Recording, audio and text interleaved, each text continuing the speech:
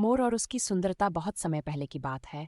एक हरे भरे जंगल में बहुत सारे जानवर रहते थे। वहां तरह तरह के पक्षी भी थे, लेकिन उनमें से सबसे सुंदर था मोर। उसके पंख नीले, हरे और सुनहरे रंग के थे, जो सूरज की रोशनी में चमकते थे। जब वो नाचता तो ऐसा लगता मानो आसमान के रंग जमीन पर उतर आए हों।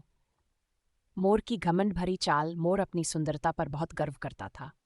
वह जंगल के बाकी पक्षियों से बात तक नहीं करता था, खासकर कौवे, मैना और तोते से। वह हमेशा सोचता था, मैं सबसे सुंदर हूँ, मेरी तरह कोई और नहीं। बाकी पक्षी मुझसे कम सुंदर हैं, इसलिए मैं उनके साथ क्यों खेलूं?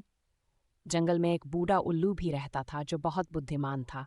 उसने मोर की यह आदत देखी और सोचा, अगर मोर इसी तरह घमंड करता रहा तो एक दिन उसे अपनी गलती का एहसास जरूर होगा। मोर और बारिश की पहली बूंदें। एक दिन गर्मी बहुत बढ़ गई थी। जंगल के सभी जीव जंतु वर्षा का इंतजार कर रहे थे। तभी आकाश में काले बादल छा गए और ठंडी हवा बहने लगी। थोड़ी देर बारिश की पहली बूंदें गिरने लगीं।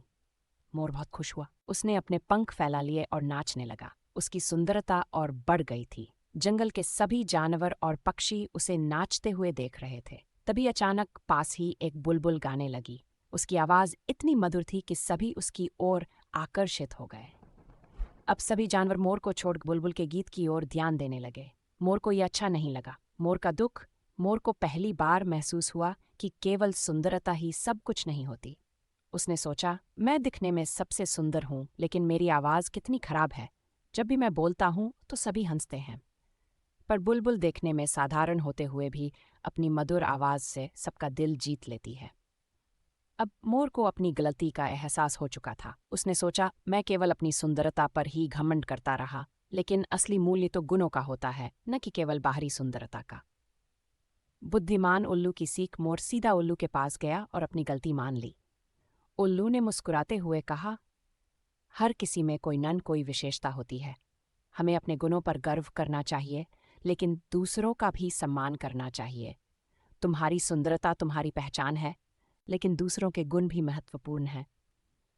मोर को अब समझ आ गया था कि घमंड करना सही नहीं है। वह जंगल के सभी पक्षियों से माफी मांगने चला गया और अब वह सभी से प्रेम पूर्वक व्यवहार करने लगा। शिक्षा। इस कहानी से हमें यह सीख मिलती है कि हमें अपनी विशेषताओं पर घमंड नहीं करना चाहिए। हर व्यक्ति में कुछ न कुछ खास होता है और हमें दूसरों का सम्मान करना चाहिए। सुंदरता से ज्यादा गुण महत्वपूर्ण होते हैं।